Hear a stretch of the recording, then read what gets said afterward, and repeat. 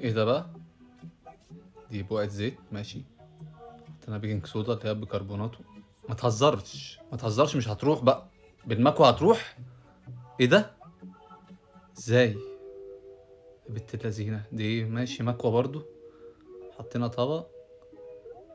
ده ايه ده؟ زيت بصل بتسخن على المكوى دي، انا عارفها دي.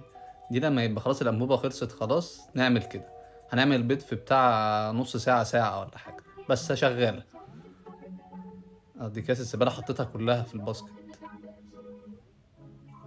خلصت تمام كده، كيس الزباله اتملى. هيتشال. اه كده هتحط كيس الزباله التاني بكل سهوله، هو اصلا محطوط جوه. حلوه.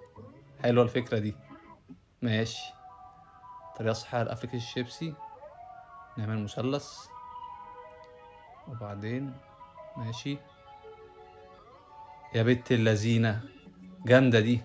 اتقفل كده طعمه مش هيتغير ولا هيحل ولا اي حاجه. دي شوكه حطها في مسمار. يا ابن اللعيبه حلوه. عشان ما اقعدش ادور بقى على مكان المسمار. غلط. امال ايه؟ بالعكس. هتبقى اسهل تصدق. حلوه دي. حلوه. ماشي. دي غسالة الاطباق. تطلع طبعا الحاجات كلها مبلوله ماشي. اه ميلتهم. حركه صايعه. فالميه هتنزل لتحت كلها. كل حاجه طلعت ناشفه. حلوه. بس انا امي مش بتعترف بغسالة الاطباق اساسا.